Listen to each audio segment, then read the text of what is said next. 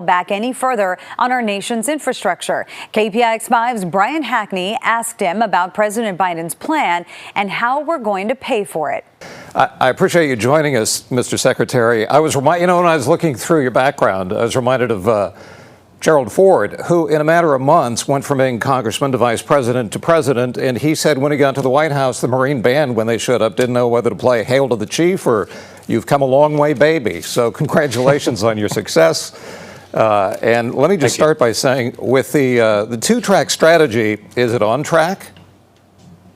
It is, but it's going to take more work to make sure it actually gets to the finish line. What we have in this two-track strategy, track number one, a bipartisan infrastructure framework for more than $1 trillion in infrastructure investment. This is fixing roads and bridges, ports and airports, getting lead out of the pipes and lead drinking water in drinking water pipes. We're talking about getting everybody internet access, things America needs to do.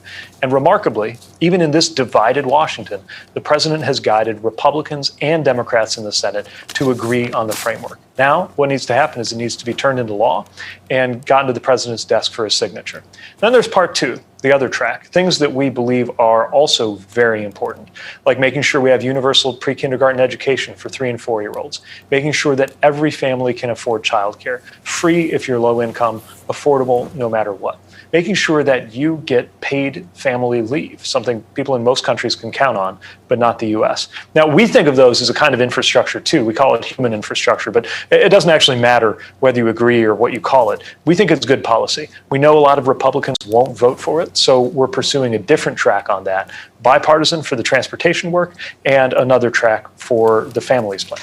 Well, somebody who has himself expressed concern about the level of the nation's debt, in doing the math, $1 trillion divided by 330 million people comes out to about $3,000 a person for every baby, every child, every teenager, and they're going to be saddled with this debt. So how are we paying for this?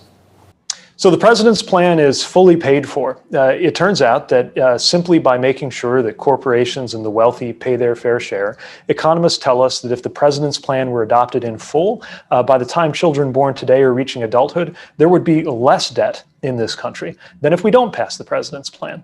We think it's very important that people understand that, and that it's well understood that this can be done without raising one penny in taxes from anybody making less than $400,000 a year. That's how much tax evasion is going on in this country, which is why we're proposing that the IRS get the means to enforce on people who aren't paying the taxes they already owe. Now, one other thing I think is very important to mention.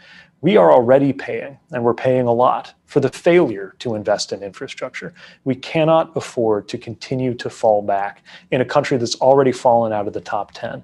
You just can't have a good economy unless you have good infrastructure. But the good news is, when you invest in the right way, it more than pays for itself. In California, we've been paying for new infrastructure taxes for quite a while now, so this will be paying on top of paying. So I don't know how we stack up with the rest of the country, but even Representative Kurt Schrader, a Democrat out of Oregon, has said after the massive COVID relief plans, it's enough. We've been spending too much money. To him, a fellow Democrat, you would say what? I would say that if anybody believes that our roads are too good, our bridges are in too good of shape, our airports are just fine, that it's okay to have lead going into drinking water that children drink in this country, that we can compete with a country like China spending much more than we are, while Americans don't have internet access, I would like to have that conversation. Not only can we afford this, we can't afford not to. Our country's not even in the top 10 anymore when it comes to infrastructure. Matter of fact, we've been coasting for a very long time off of decisions and investments that were made generations ago. I just saw a piece of critical tunnel infrastructure that dates back to 1910. And if it fails, there will be enormous economic consequences. We've got to do this, but just as importantly, we can absolutely afford to do it. And the president has specified exactly how. Well, you have said that, a lot of this will be done by ferreting out tax cheats and also raising taxes on the wealthy and corporations. But my experience is you raise taxes on corporations, all they're going to do is pass the costs along to the consumer. Is that not right? That's not right. And you can tell from the economic modeling where, for example, Moody's has estimated that This economy will create millions more jobs if we do this than if we don't, and that we will have a greater GDP if we do this than if we don't. Look, I get it. Nobody wants to pay if they don't have to, but we're a country that was very competitive, probably more competitive than we are now in some ways. Back when the tax rate was 35, we only called for it to go to 28. And again, at the very least, let's agree on making sure people pay what they actually owe. Sure, I think that that's reasonable. But do we even know, with these things approaching, a trillion here, a trillion there, to quote our former senator, may he rest in peace, Alan Cranston, sooner or later you add up a trillion here, a trillion there, it means real money. And you've been talking about infrastructure, but now we've had people like our own senator, Nancy Pelosi, suggesting that this isn't going to go anywhere unless we get trillions and trillions more for the families packages aspect of this. So we can afford that as well? Yeah, we can. And again, the president's shown a way to do this that actually leads to the deficit over time being reduced. The question isn't, can we afford it? The question is, can we afford not to? Is there some reason why America should settle for inferior rail infrastructure compared to other modern countries? Is there some reason why we should tolerate being pretty much the only modern country where people don't have paid family leave? I think most people watching right now would love to have paid family leave. And the idea that we can't afford it is preposterous, given that every modern country and a lot of countries that are poorer than us have figured out a way to do it. Okay. That all sounds eminently reasonable, if you believe it. But do we, and well done.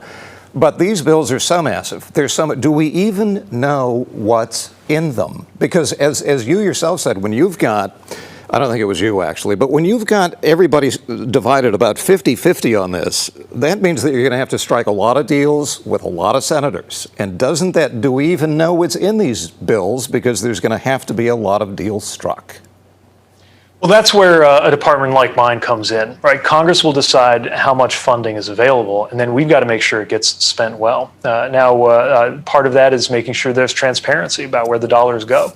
Part of it's making sure there are clear criteria about what we expect when somebody wants to apply for transportation grant. And I'll tell you, it's very competitive. I mean, the last round we did, about $1 billion, we had about $7 billion worth of requests and narrowed it down to the $1 billion or so that were the most deserving, that we were most able to fund, although frankly a lot more of those were deserving than we were able to support. So I can tell you that a lot of rigor goes into making sure that these dollars are spent well. In the same way that the president, I think, is rightly proud of how independent reviews of the Recovery Act that he was in charge of implementing back in 2009 showed a remarkably low rate of waste, fraud, and abuse. That doesn't just happen. That takes oversight, both from Congress and across the departments. But it's very important because, as you say, we're talking about a lot of money here, and we're talking about taxpayer dollars. They have to be spent responsibly. They have to be spent well. And that's something that we take very, very seriously in this department and across this administration. Okay, as a longtime taxpayer, I hope you're successful. The Secretary of Transportation, Pete Buttigieg, we really appreciate your time. I know you're busy. Thank you. Same here. Thanks for having me on. You bet.